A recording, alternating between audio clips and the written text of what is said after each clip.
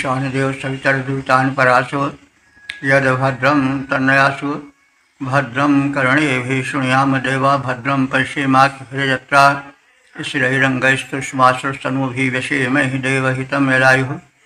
ओम वेद प्रेम सभी श्रोताओं, संप्रति हम सब ऋग्वेद के अष्टम मंडल के चौथवें सूक्त की व्याख्या में प्रवेश करने जा रहे हैं। इस चौथे सूक्त में 21 मंत्र संग्रहित हैं।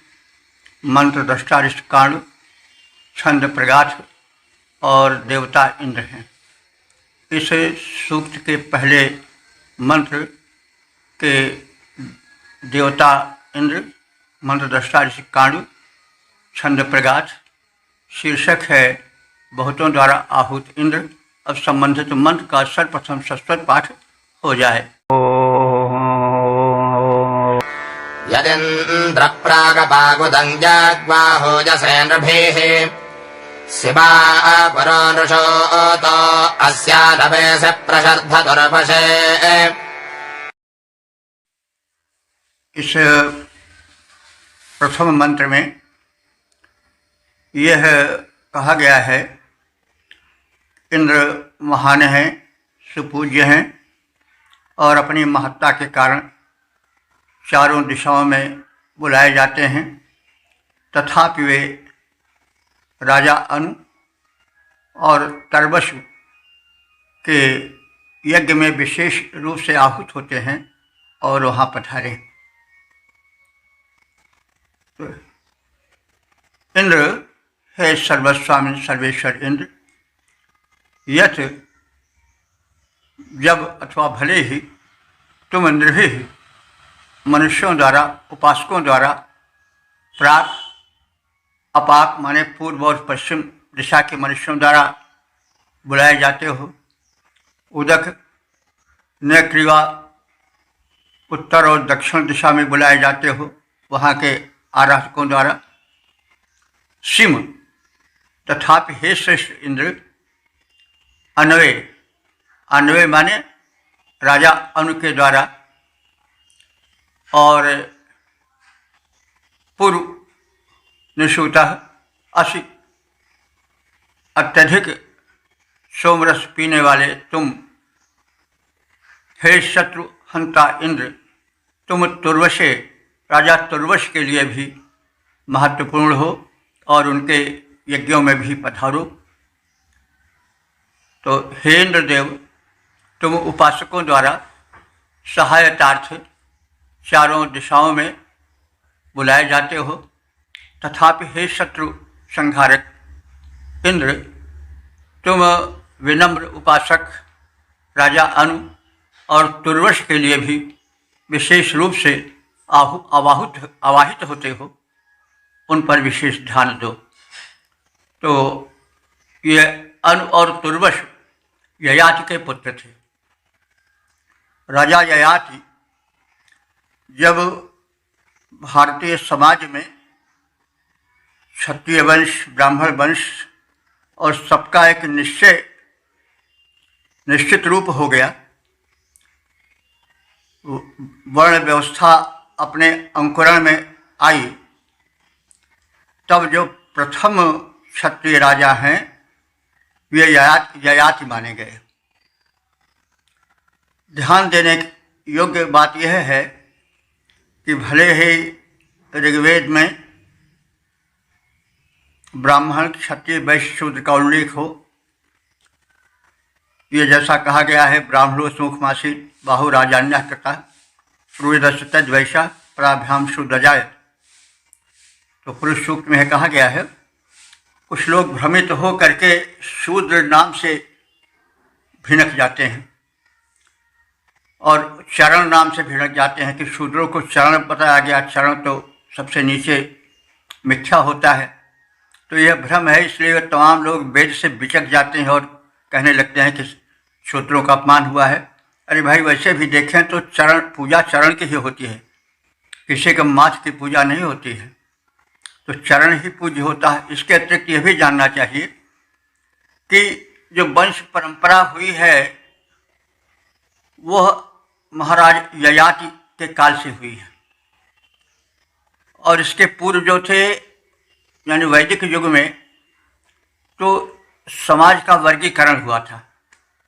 भारत में जैसे हर देश में क्षत्रिय हैं, ब्राह्मण हैं, वैश्य हैं, शूद्र हैं। अरे भाई, जो सैनिक हैं या पुलिस वाले हैं किसी भी देश में, सभी देश में हैं तो क्षत्रिय प्रकृति के हैं। जो व्यापारी हैं, वाणिज्य वृत्ति के हैं, वे सब देश में हैं। इसी तरह से ब्राह्मण जो मतलब वैज्ञानिक हैं, शिक्षक हैं, वो सब देश में हैं। चतुर्थ कर्मचारी सब देश में है, जैसे शरीर में होता है पैर वैसे सब देश में हैं। तो भारत में भी ऐसे ही थे। तो क्षत्रिय का अर्थ हुआ कि क्षतात त्रायते क्षत्रिय, ब्राह्मण का अर्थ हुआ कि जो ब्रह्ममानी वेदों का ज्ञान रखे, पढ़े लिखे शिक्षक वैज्ञानिक वर्ग में हो। और जो वैश्य वर्ग में है यानी जो जिसको हम कहते हैं कि ये जो व्यापारी हैं वे आज भी हैं, पहले भी थे। सफाई कर्मचारी आज भी हैं, पहले भी थे, सब देश में ही होंगे। तो आज भी जो सेना में भर्ती है वही सैनिक कहलाता है, चाहे वो शूद्र ही क्यों न हो, चाहे वो किसी वर्ग का हो, किसी वर्ण का हो, किसी जाति का हो, वो सब सैनिक कहा जाएगा, क्षत्रिय ही कहा जाएगा, मिलिट्री मैन ही कहा जाएगा। और जो व्यापारी वर्ग का है, पूंजीपति है, वो वैश्य ही वर्ग में है और हर देश में है, उसका कोई अपमान तो नहीं है। वैसे जो है वो शूद्र सफाई कर्मचारी हर देश में है। तो ऐसे पहले भारतवर्ष में भी था। भाई, जब सैनिक हैं तो वो क्षत्रिय कहे जाएंगे, क्योंकि क्षतात रहते देश को आक्रमण से क्षति से बचाते हैं। ब्राह्मण मतलब वैज्ञानिक हैं, अध्यापक हैं, प्रोफेसर हैं, यह सब जो है वो ब्राह्मण हैं। किसी भी जाति के हों, मतलब किसी भी वर्ग के हों, तो हर देश में है। तो इसमें किसी प्रकार के संदेह की आवश्यकता नहीं है।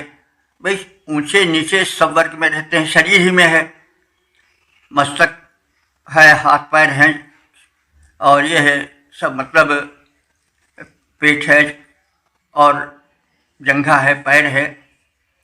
तो भाई, हम जूता सिर को तो नहीं पहनावेंगे ना, पैरों को पहनावेंगे। चंदन लगावेंगे तो पैर में तो नहीं लगावेंगे, अपने मस्तक पर लगावेंगे, लेकिन इसमें कोई अंग विरोध नहीं करता है। वैसे समाज में भी होना चाहिए।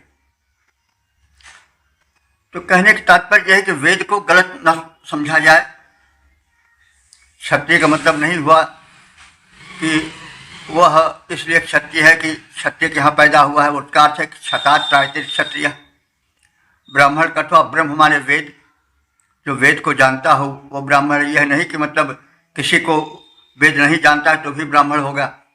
तो हमारे वेद जो हैं वो एक स्वस्थ समाज की परंपरा को लेकर चलते हैं और आंगिक व्यवस्था है।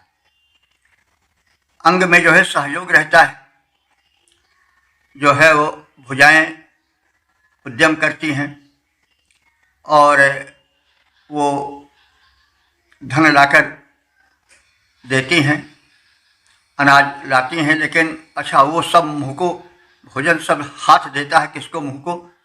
अब ये नहीं कहता कमाए तो हम हैं, हम किसी को नहीं देंगे, हम क्यों दें, ऐसी नहीं, सहयोग भावना है। और मुख जो है वो खाता है और मुँह ये नहीं कहता कि हम खा रहे हैं, चबा रहे हैं तो फिर हम पेट को नहीं देंगे, वो पेट को देता है। सहयोग भावना है। वैसे समाज में आवश्यक था, ऐसे भारत में वैदिक काल में भी था और ऐसे सब देशों में है और रहेगा। यह व्यवस्था तो हर देश में है और रहेगी और पहले भी थी। सामंजस्य होता है तो उसमें परेशान होने की या परस्पर द्वेष की भावना नहीं होनी चाहिए। तो इसको इस प्रसंग में कहा जा रहा है कि जो परंपरा चल पड़ी, वो परंपरा चली राजा ययाति से।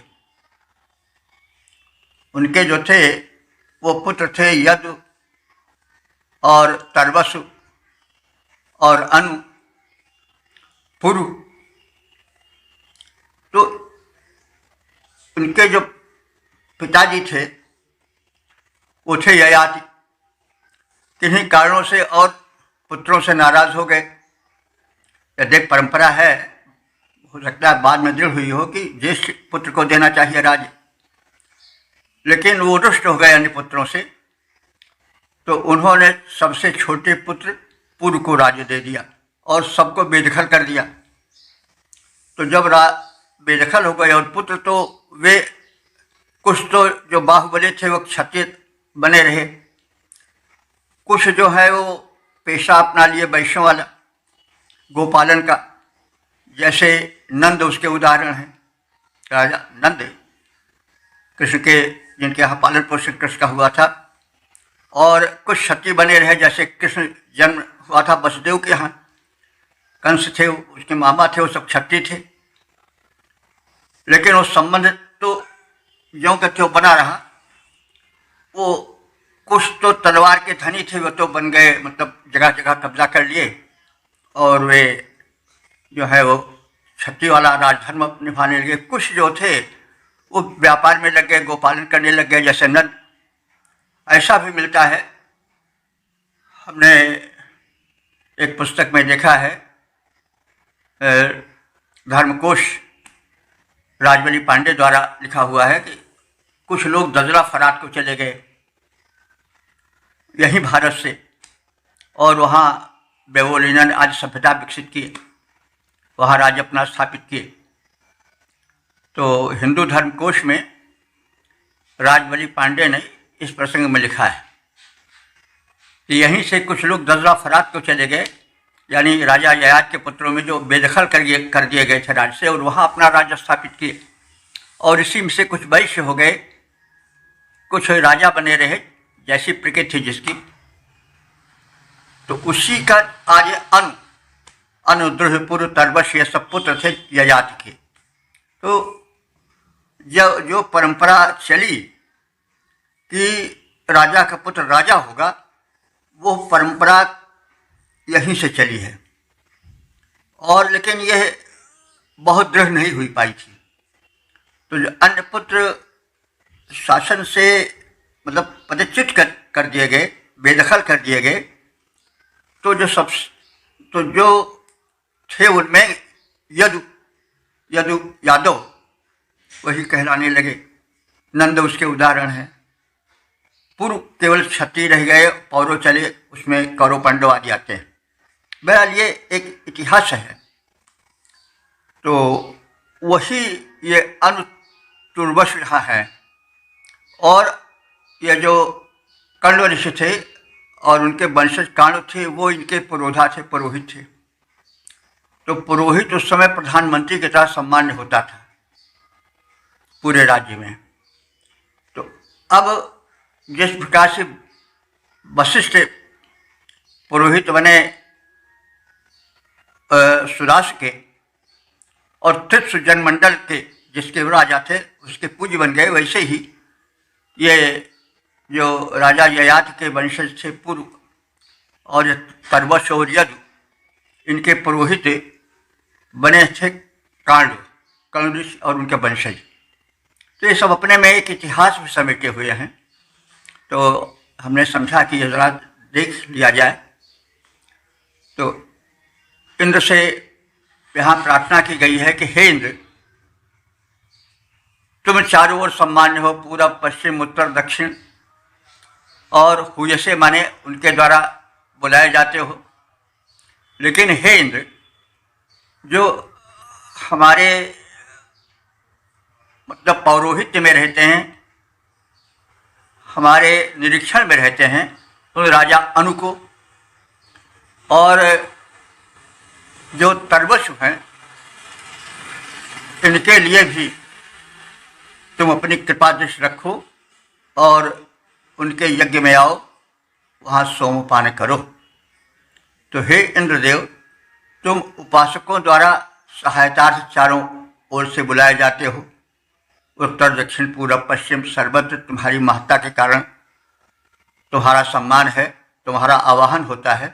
तथापि हे शत्रुनाशक इंद्र, विनम्र उपासक राजा अनु और तुर्वश के लिए भी तुम अपनी दयादृष्टि रखो और विशेष रूप से उनके द्वारा आहूत होते हो और उनके यज्ञ में पधारो। सहायतार्थ बुलाता तुमको यद्यपि दिग्मंडल सारा, पर आहूत विशेष रूप से होते अनु तुर्वश द्वारा। ओम 842 ऋषिकांड, देवता इंद्र। शीर्षक है कर्ण पुत्रों का आवाहन। अब संबंधित मंत्र का सर्वप्रथम सस्वर पाठ हो जाए। यत्वारुमेरुषभे श्यावके कृप इन्द्रपादयसे सचा खण्डासस्त्वा ब्रह्मभ्यस्तमवाह स इन्द्रायच्छन्द्यागहे। इस दूसरे मंत्र में यह कथित है कि इंद्र, हम कण्ववंशियों के प्रार्थना पर यज्ञ में उसी प्रकार से आवें जैसे वे तेजस्वी और बच्चे के समान निर्मल हृदय वाले दयालु पुरुष के पास बैठकर आनंदित होते हैं, वैसे ही आनंद वे हमारे साथ भी हमारे यज्ञ में आकर के आनंदित हों। तो हे इंद्र, यत जैसे तुम रूमे रूसमे श्यावके टिणे अस्तुत करने वाले तेजस्वी बच्चे के समान निर्मल हृदय वाले तथा दयालु पुरुषों के पास बैठ करके आनंदित होते हो, वैसे ही तुम अस्तोमा वाहसा, हम कण्ववंशी ऋषियों के साथ, जो कि अस्तोम कहते हैं अस्तोत्र, वाहसा माने स्तोत्रों के ज्ञाता और उसमें रस लेने वाले, आनंद लेने वाले, उसका पाठ करने वाले। कर्णवासा, कर्ण वंश के ऋषियों के साथ भी बैठो, आनंद लो। और ब्रह्म भी आयच्छन्ति, जो ब्रह्म माने स्तोत्रों के द्वारा तुमको भक्ति भाव प्रदान करके बुलाते हैं, तुम्हारा आवाहन करते हैं। हे इंद्र, आगे उनके यज्ञों में भी, उनके कार्यक्रमों में भी तुम उनके पास आओ। हे इंद्र, जैसे तुम स्तुति करने वाले तेजस्वी बच्चे के समान निर्मल हृदय वाले दयालु पुरुष के पास बैठकर आनंदित होते हो, तथापि स्तोत्रों के ज्ञाता कर्ण ऋषि के वंशजों के साथ भी वैसे ही आओ, बैठो, आनंद लो। एतदर्थ हम तुम्हें बुलाते हैं, हे इंद्र, कृपया आओ।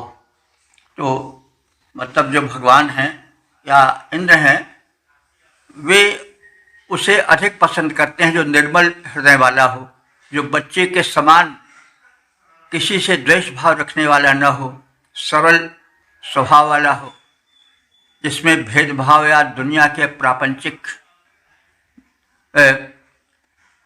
कार्य नहीं फैले रहते, जो इन सबसे दूर रहता है। तो इस प्रकार से शिशु की तरह कोमल निर्मल हृदय वाले पवित्र व्यक्तियों के साथ बैठ करके जैसे तुम्हें आनंद आता है, वैसे ही हम सबके पास भी जो वैदिक विद्वान हैं, जो स्तोत्रों का पाठ करते हैं, जो सोमपान आज से तुमको तृप्त करते हैं, वैसे उसी प्रकार से तुम हमारे पास भी आओ, हमारी स्तुतियाँ सुनो। यानी इसमें दो रूप दिखाया गया है कि जो भगवान हैं या इंद्र हैं, एक तो निर्मल मन जन सो मोहि पावा, मोहि कपट छल छिद्र न भावा। तो एक तो भगवान का वो रूप है जो कि निर्मल हृदय वाले लोगों पर प्रसन्न होता है। वे भले बहुत अधिक टीम टाम न करें, लेकिन यदि उनका शुद्ध हृदय है तो भगवान उनके भी बन जाते हैं। और एक वर्ग वो है जो यज्ञादि से, कर्मकांड आदि से, प्रार्थना आदि से उनको प्रसन्न करता है। जो दो वर्ग हैं उनके उपासकों के। तो यहाँ पर जो कांड हैं यानी कर्ण के वंशज ऋषि हैं, वो कह रहे हैं कि तुम उन लोगों से प्रसन्न रहते हो, उन लोगों के पास बैठते हो, उनके विशेष उपास्य बन जाते हो, उनसे प्रसन्न होते हो, जो निर्मल हृदय वाले हैं, जो शिशु की तरह निष्कपट जीवन बिताने वाले हैं, जो प्रापंचिक संसार से दूर रहते हैं। तो उनसे तुम प्रसन्न होकर, जैसे उनकी सन्निधि में उनसे प्रसन्न होकर उन पर ध्यान रखते हो, आते हो, बैठते हो, वैसे हम कर्ण और वंशज ऋषि जो कि स्तोत्र पाठ करते हैं, जो कि प्रार्थना वेद मंत्रों के माध्यम से करते हैं, जो यज्ञ करते हैं, कर्मकांड से तुम्हें प्रसन्न करते हैं, उनके साथ भी उसी प्रकार से व्यवहार करो, बैठो, यह हमारी तुमसे स्तुति है। तो जो तेजस्वी शिशु सदृश विमल उर वाले तुझे बुलाते हैं, जो तेजस्वी शिशु सदृश विमल उर वाले तुम्हें बुलाते हैं, जो है दयालु, उनके समीप आनंदित आप दिखाते हैं, फिर भी स्तोत्रों के ज्ञाता तुम कर्णों के समीप आओ, वे तुम्हें बुलाते हैं, उनकी स्तुति सुनकर के सुख पाओ। ओम 8:4-3 कांड इंद्र शीर्षक सोम पानार्थ आमंत्रण। अब संबंधित शीर्षक से संबंधित मंत्र का सस्वर पाठ हो जाए। यथा गौरो अपाघृतं दृश्यन्नेत्यमेरणम् आपित्वेन प्रभित्वेतो जमागहि कण्वेषु स चापिब। इस तीसरे मंत्र में कांड यानी कर्ण ऋषि के वंशज ऋषि अपने यज्ञ में इंद्र को शीघ्रातिशीघ्र आने के हेतु निवेदन करते हैं और उसके लिए उपमा देते हैं कि उसी चाह से तुम हमारे यज्ञ में आओ, जिस तीव्रता के साथ प्यासा मृग सरोवर के पास जाता है अथवा नदी के तट पर जाता है। तो यह आतुरता दिखाई गई है कि इंद्र उसी लगन से आवें, उसी त्वरा से आवें, उसी भावना से आवें, विलंब न लगावें, जैसे हिरण होता है। तो हिरण जब प्यासा होता है तो सरोवर के पास जाता है अथवा नदी के तट पर जाता है, बड़ी तेजी से, और उन तमाम बातों को भूल जाता है जो विघ्न स्वरूप उपस्थित होंगी। जैसे नदी में हिरण जानता है कि घड़ियाल रहते हैं और वो घात लगाए रहते हैं, जैसे हिरण आवे हम चट से उसका शिकार करें। और जो हिंसक पशु सिंह व्याघ्र आदि हैं, वह भी सरोवर के तट पर यह जानते हैं कि प्यासे हिरण यहाँ आवेंगे, घात लगाए हुए भी बैठे रहते हैं। लेकिन जो प्यासा हिरण होता है वो इस त्वरा से, तीव्रता से आता है और यह नहीं ध्यान में रखता है कि वहाँ तो बड़े भयंकर जीव जंतु हैं जो हमारे ही लिए बैठे हैं चट कर जाने के लिए। तो कहने का मतलब इंद्र तो सशक्त है, उसे चट कोई क्या कर पाएगा। लेकिन सिर्फ यहाँ एक उपमा दी जा रही है कि त्वरा की, त्वरा माने तेजी की और एक लगन की। तो जो यह उदाहरण प्रस्तुत किया जा रहा है, इंद्र के उस भाव को प्रकट करने के लिए किया जा रहा है कि इंद्र वेग से, बिना किसी अन्य भेदभाव के, विघ्न के, वो आवे वेग से, और उस वेग से आवे जिसमें विघ्न उसे न रोक सकें। विघ्न उसके रास्ते में क्या पड़ेंगे कि तमाम जो हैं वह उसके विरोधी भी आ सकते हैं कि पहले हमसे निपट लो, जो राक्षस या जो दैत्य हैं, असुर हैं। और तमाम भक्त उसके जो हैं वे उसके पक्षीय हैं, लेकिन वो भी प्रार्थना करने से नहीं चूकते होंगे कि आओ हमारे यहाँ पहले आओ। लेकिन अब ऋषि की यह त्वरा है कि तुम हमारे यज्ञ में पहले आओ, भले अवरोध प्रेम पूर्वक हो या अवरोध विरोधियों द्वारा उपस्थित किए जा रहे हों, लेकिन तुम हमारे यज्ञ में अवश्य आओ। उसके लिए उपमा दी गई है कि यतः माने जिस प्रकार से गौरह माने गौर जाति का हिरण तृष्ण प्यासा हो करके अपाम कृतम सरोवर अथवा नदी के जल के लिए इरणम माने उस जलपूर्ण सरोवर के पास या सरिता के पास अवेति माने शीघ्रता से जाता है, रुकता नहीं है। न अपित्वम प्रपित्वे, तो उसी त्वरा से उसी वेग से तुम हमारे सहचर, हमारे लिए मित्रवत भाव रखने वाले आओ। और तूयम माने तेजी से, शीघ्रता से, आगे ही माने आओ। कर्णवेश सचा सुपिव, और कर्ण के पुत्रों के यज्ञ में सुतृप्त होकर के सोमपान करो। हे इंद्र, जैसे प्यासे मृग जलपूर्ण सरोवर के समीप द्रुत गति से जाते हैं, वैसे तुम हमारे सहचर रूप में यज्ञ में आओ और हम कर्ण के पुत्रों के यज्ञ में भरपेट सोमपान कर जाओ। प्यासे मृग जलपूर्ण सरोवर के ढिग दौड़े जाते जैसे कारणों के यज्ञों में पीने को सोम निकट आओ, वैसे। ओम 844 देवता इंद्र शीर्षक सोमपानार्थ प्रार्थना। अब संबंधित मंत्र का सर्वप्रथम सस्वर पाठ हो जाए। मन्दं दत्त्वा मघवन्निन्द्रेन्दवो राधो देजाजसन्भते हामुष्यासा मम विभश्चमोऽसुतं ज्येष्ठं तद्दधिषे सहाः। इस चौथे मंत्र में इंद्र से आग्रह है कि वह सोमपान के परम प्रेमी हैं, यज्ञ में आए और सप्रेम पात्र में रखे गए सोमरस को भरपेट पिएं और उससे वे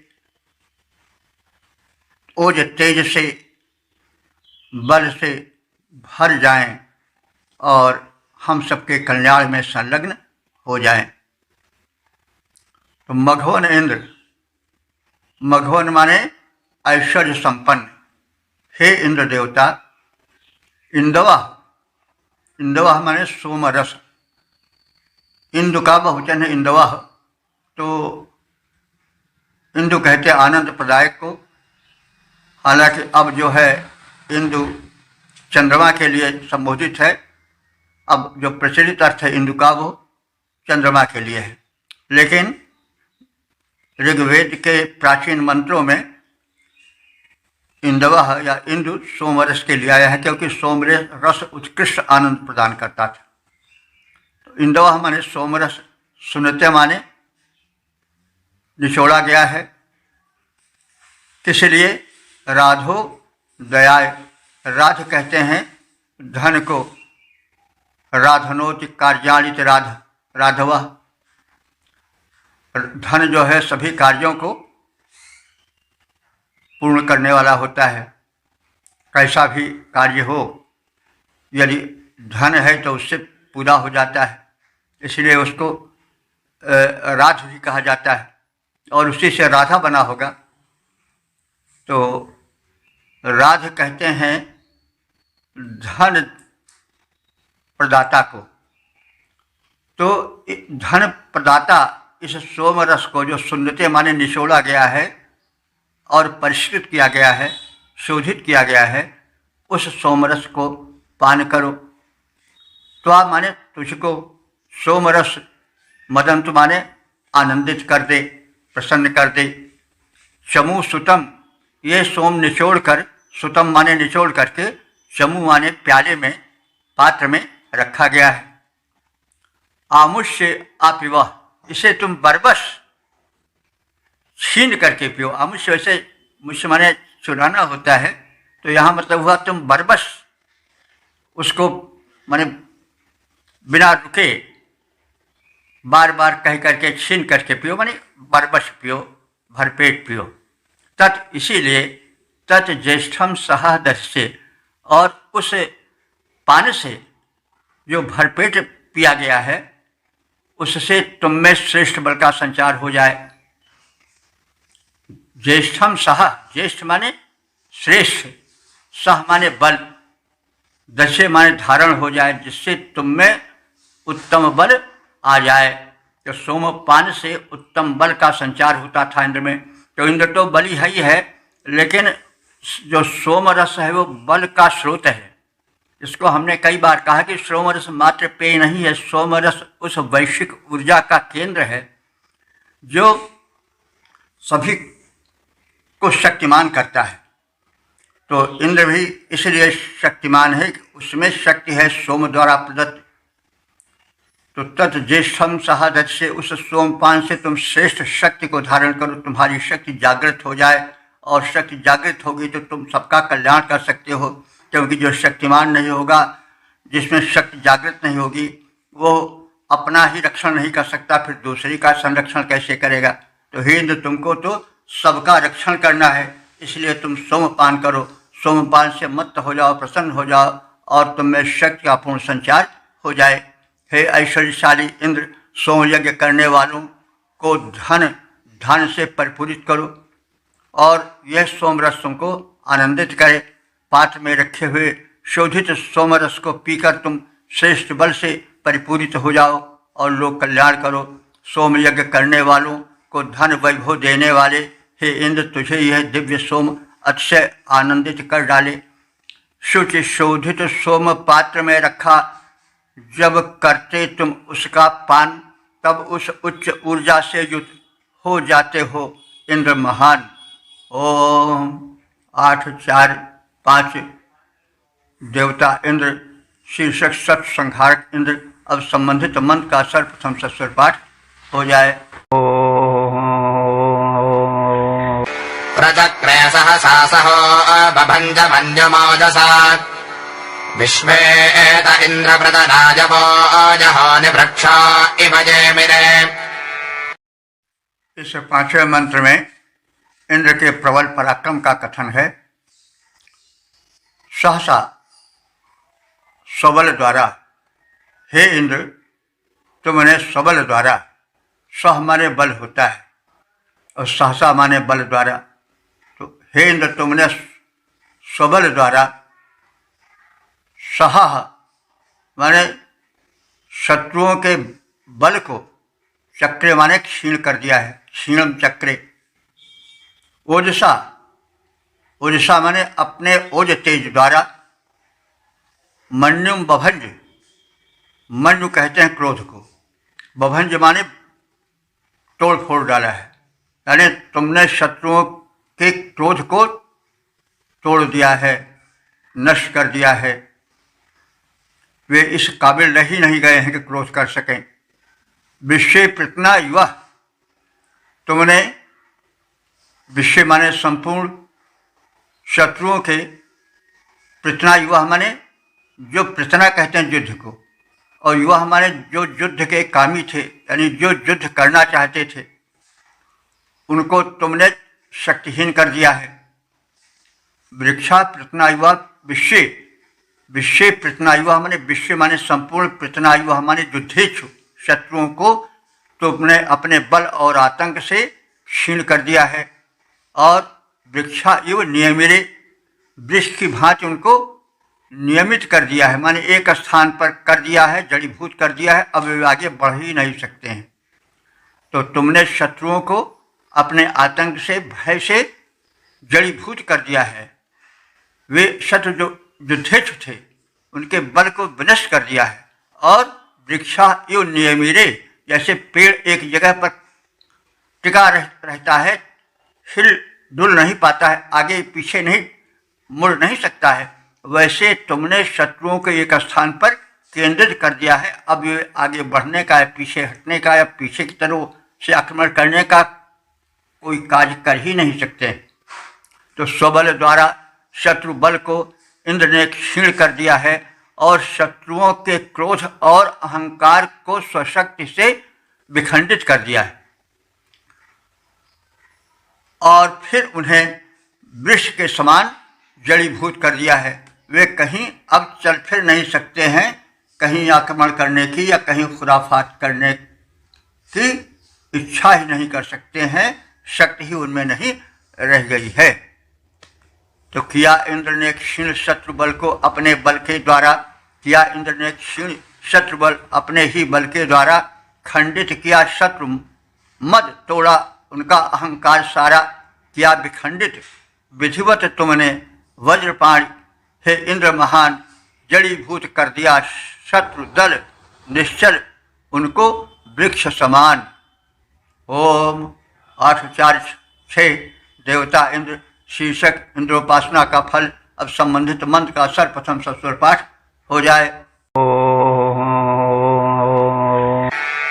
सहस्रेणेव सजते जभेजुधाजस्तानलुपस्तुतिम् पुत्रं प्राभर्गं गृणुते सुवीर्ये दाष्टादि नम उक्तिभिः।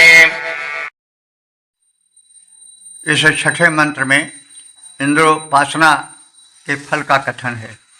इंद्र हे सर्वस्वामिन सर्वश्रेष्ठ सर्वोपरि देवता इंद्रदेव, यह माने जो मनुष्य ते तुम्हारे लिए उपस्तुतिम आनट स्तुति प्रदान करता है, यानी जो तुम्हारी स्तुति करता है, सहस्रेण यवि सुधा, वह इतना समर्थ हो जाता है कि हजारों शस्त्रधारियों का बल उसमें आ जाता है। यह नमः उक्ति भी दासनोथ, यह हमारे जो उपासक नमः हमारे नमन पूर्वक तुम्हारे विषयक मंत्रों का उच्चारण करता है और तुम्हें हवि देता है, वह सुवीर्ये प्रावर्गम पुत्रम, उत्तम पराक्रमी संग्राम में शत्रुओं को जीत लेने वाला, उनको नष्ट कर देने वाला पुत्र का लाभ करता है, कृणुते माने उन्हें प्राप्त करता है। हे इंद्र, जो तुम्हारा स्तमन करता है वह इतना बलवान हो जाता है कि मानो उसके हजारों अस्त्रों शस्त्रों को धारण करने की क्षमता आ गई, उससे वो युक्त हो जाता है। जो नम्रतापूर्वक तुम्हें आहुति प्रदान करता है, वह व्यक्ति पराक्रमी तथा शत्रु संहारक प्रबल पुत्र को प्राप्त करता है।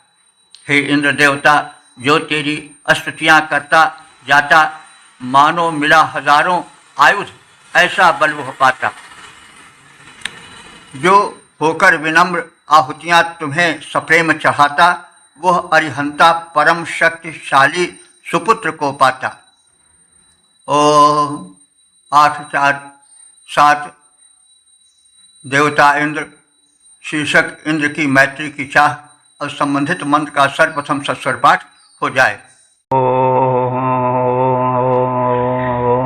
बाभे ममाश्वमिष्मोग्रस्य सख्ये तव महत्ते वृष्णो अभिचक्ष्यं घृतं पश्येम दुर्वशय्यतम्। इस 7वें मंत्र में सर्वेश्वर इंद्र से मैत्री स्थापित करने पर, उनकी भक्ति भावना से उन्हें रिझाने पर क्या परिणाम होता है, क्या सुफल मिलता है, इसका कथन है। उग्र से तव, हे प्रचंड पराक्रमी इंद्र, तुम्हारी जो भक्ति करता है, सख्य तुम्हारी मैत्री में वह पुरुष, माँ भेम हम सब मत भय करें। हे इंद्र, तुम परम पराक्रमी हो, तुम्हारे मैत्री में हम कभी भयभीत न हो। माँ भीम भयभीत न हो। माँ श्रमिष्म, मा माने मत, श्रमिष्म माने खिन्न होना, परिश्रम से थक जाना। तो हे प्रचंड पराक्रमी इंद्र, तुम्हारी मैत्री में हम न तो डरें न श्रम करने से खिन्न हो, हम में उत्साह निरंतर और संरक्षण निरंतर बना रहे। देखिए, सख्य कहा गया है, वेद में सख्य भाव की मैत्री का विशेष स्थान है, उसमें उसको वैशिष्ट दिया गया है। विष्णाते, विष्णु माने बलशाली होता है, विष्णाते तुझ बलशाली के सामीप्य में महत कृतम अभिचक्षम, हम महान संरक्षण को पावें और तुम्हारे महान कृत्यों का वर्णन करते रहें। इसके साथ ही साथ तुर्वशम यदुम पश्येम, हम तुर्वश और यद के प्रसन्नता को भी देखते रहें, यानी वे भी प्रसन्न रहें। तुर्वश और यद का पहले मंत्र में चित्रण किया गया है।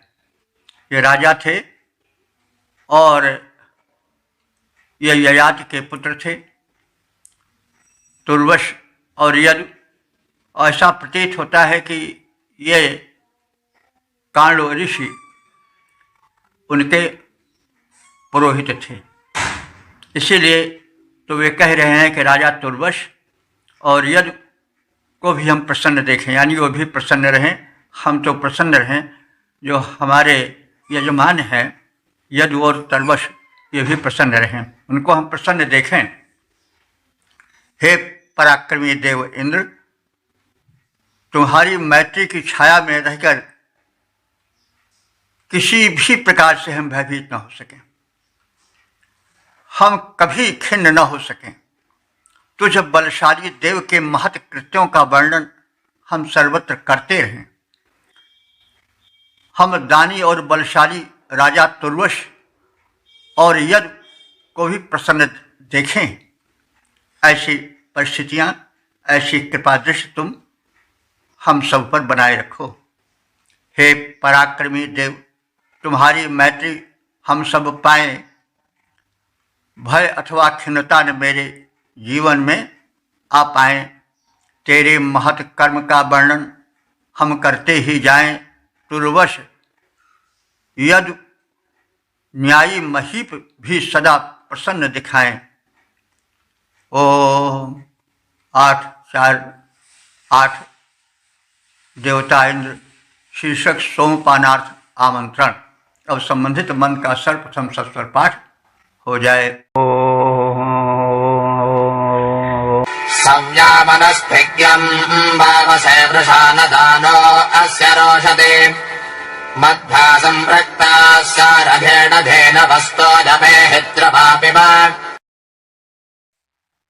इस 8वें मंत्र में इंद्र में विराटत्व का दर्शन किया गया है और तत्पश्चात सोमपान हेतु आग्रह किया गया है। इंद्र सभ्याम अश्यगयम अनुवावसे, इंद्र अपने विराट शरीर के लघु भाग से सारे जगत को व्याप्त करता है। अर्थात इंद्र इतना विराट है कि उसके छोटे भाग से ही पूरा संसार इसमें समा जाता है। दानः अस्य न रोषति, ऐसा विराट इंद्र को विनम्रता पूर्वक हव्यदान करने वाला कभी उसके क्रोध का शिकार नहीं होता है। और शेण मध्वा संपृक्ता, मध्वा माने शहद और संपृक्ता माने मिला हुआ। तो मधुमक्खी के शहद से संयुक्त सारेण मध्वा संपृक्ता, मधुमक्खी के शहद से संयुक्त और धेनवा गोदुग्ध से मिश्रित द्रवम पिब। हे इंद्र, तुम इतने विराट हो, इतने महान हो, इस सारा संसार तुम्हारे शरीर के लघु भाग से विनिर्मित है। ऐसे तुम्हें मैं आमंत्रित करता हूँ। तुम शहद से युक्त और गोदुग्ध से मिश्रित द्रवम पिब, सोम रस का पान करो। तूयम एह, और हमारे यज्ञ में तूयम माने शीघ्रता पूर्वक, एह माने आओ, और द्रवम पिब, यह संशोधित, यह परिष्कृत सोमरस का पान करो। इस परिष्कृत सोमरस का पान करो। इंद्र अपने विराट शरीर के लघु भाग से सारे जगत को व्याप्त करने वाला है। विनम्रता पूर्वक हव्य दान करने वाले पर इंद्र कभी क्रोध नहीं करता है। शहद संयुक्त गोदुग्ध मिश्रित सोमरस पान करने हेतु हे इंद्रदेव, यज्ञस्थल पर शीघ्र ही पधारो।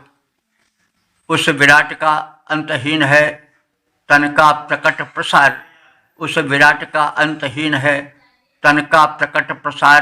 उसके अतिशय सूक्ष्म अंश से, उसके अतिशय सूक्ष्म अंश में सिमटा यह संसार।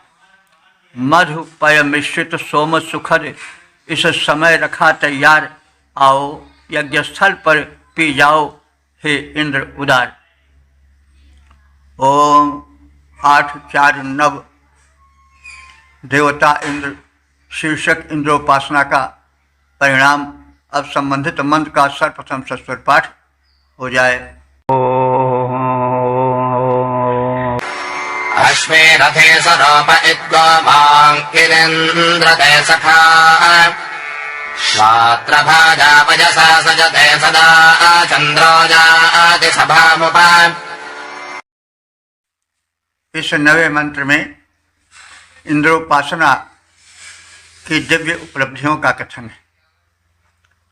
एक बार हम पुनः निवेदन कर देना चाहते हैं कि ऋग्वेद का जो नायक देवता है वह इंद्र है।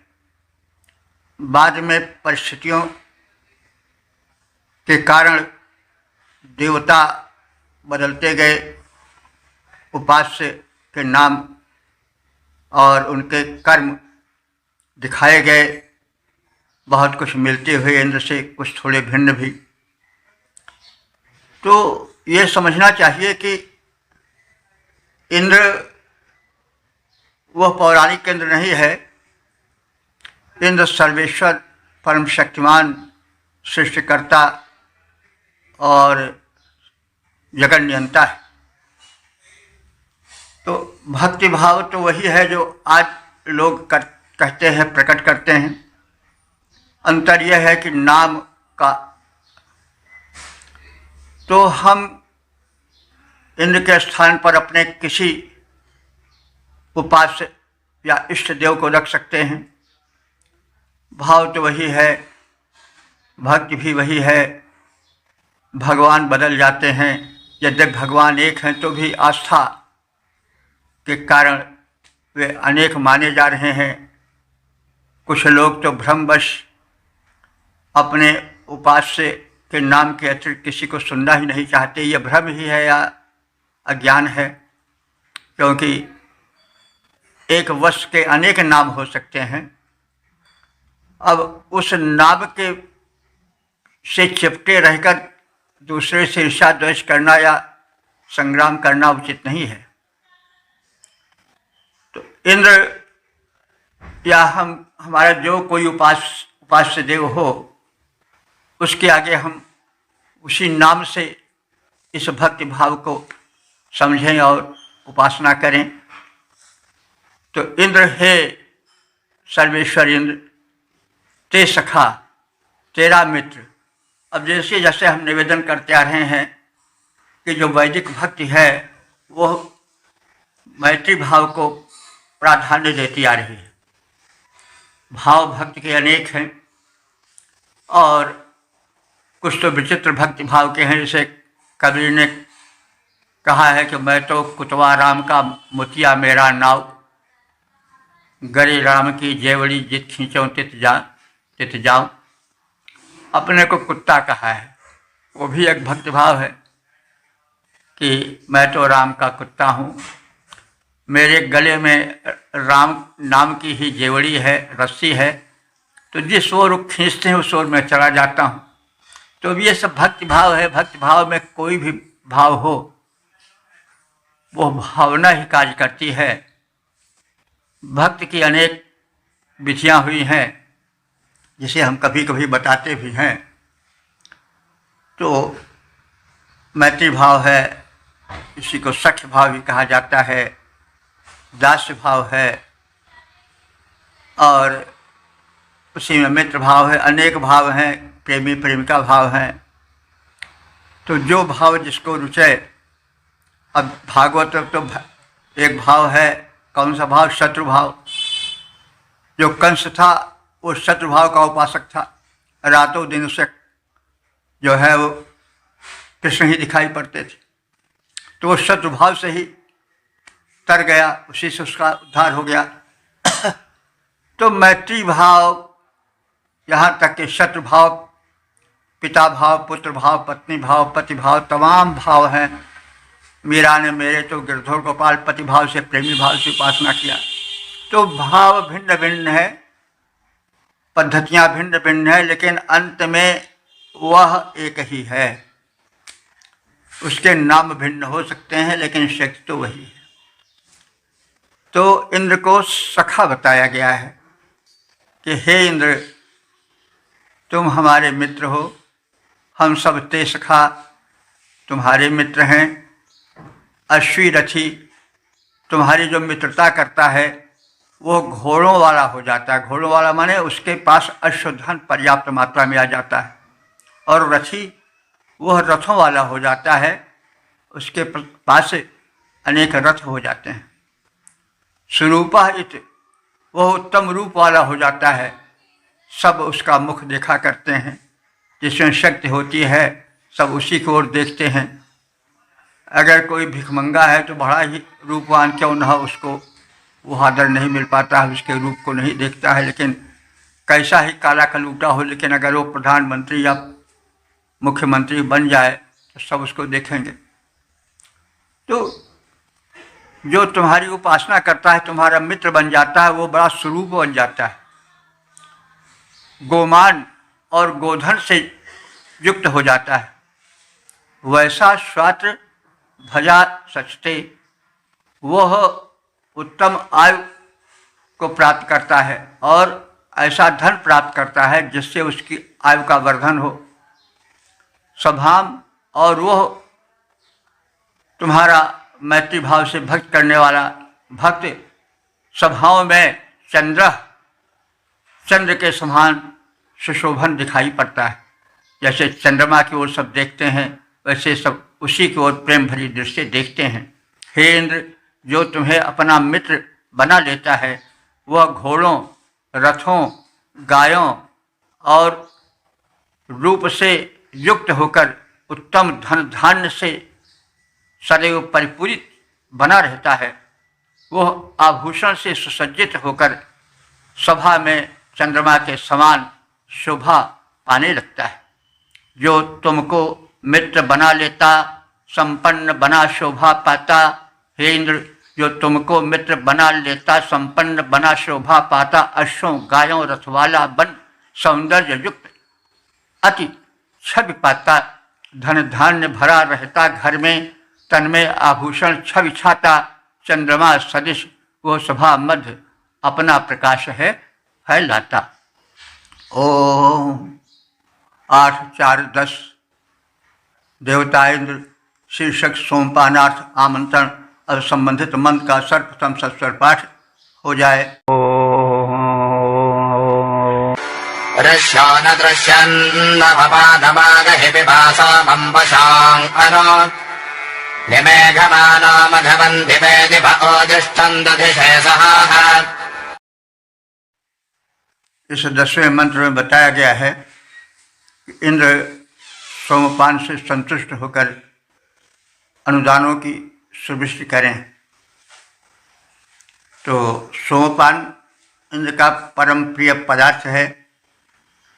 आज भी हम किसी देवता के मंदिर में जाते हैं तो उसको कुछ चढ़ाते हैं और उस चढ़ावे को प्रसाद बनकर मानकर अपने को धन्य बनाते हैं। तो नैवेद्य रूप में सोमपान अर्पित किया जाता है इंद्र को। इंद्र का यह पेय उसे बहुत प्रिय है। जैसे हनुमान जी के दरबार में जाते हैं तो लड्डू चढ़ाते हैं, लड्डू को सिर पर रख करके उसको प्रसादवत बांटते हैं, प्रसन्न होते हैं। तो ऐसे चढ़ावा आज भी है इसी सोम के तौर पर। विशेष सोम बहुत दिव्य पदार्थ है, इसके विषय में बहुत कुछ कहा गया है और अवसर पर आने पर बहुत कुछ कहा भी जाएगा। तो सोम इंद्र को परम प्रिय है। उस चढ़ावे से अथवा उसे पान कराने से, इंद्र को अर्पित करने से इंद्र परम प्रसन्न होता है और अपनी कृपा दृष्टि फैलाता है, कृपा दृष्टि का दान देता है, कल्याण करता है। तो मघवन, हे ऐश्वर्यमान इंद्र, ऋष्य न तृष्यन। ऋष्य एक प्रकार का हिरण है। तो हिरण के समान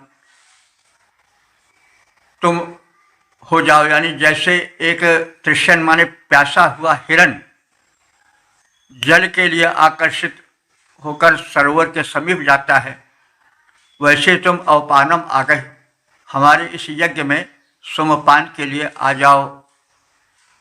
सोमम बशाम अनपिब, और सोम रस को अपनी इच्छा अनुसार पान करो। दिवे दिवे निमेघ माना, और प्रत्येक दिन मेघ की तरह अनुदानों की वृष्टि करो। ओजिष्ठम सह दध से, ओज से युक्त बल को प्रदान करो और हमारा कल्याण करो।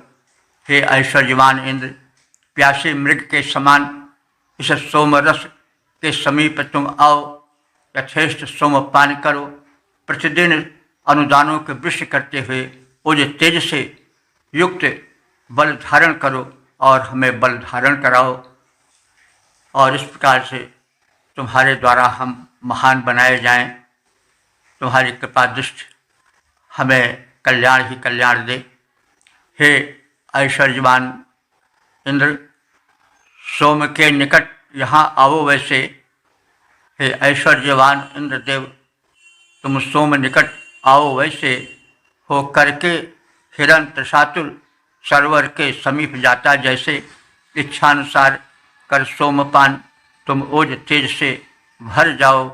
फिर करो सुवृष्टि इंद्र और कृपा दृष्टि निज फैलाओ।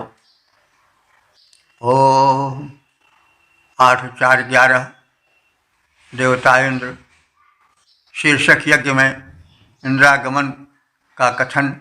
अब संबंधित मंत्र का सर्वप्रथम सस्वर पाठ हो जाए।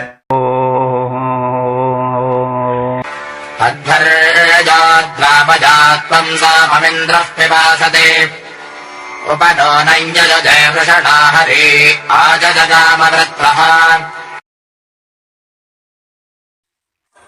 इस 11वें मंत्र में अध्वर्य गणों से, यानी जो सोम लता से सोमरस निकालते हैं और सोमरस इंद्र को समर्पित करते हैं, ऐसे पुरोधाओं से अनुरोध है कि वे इंद्र के स्वागत में सोमरस लेकर तत्काल आ जाएं। अध्वर्यो, हे अध्वर्युगण, तुम द्रावे, द्रावे माने शीघ्र करो, तुम शीघ्रता करो।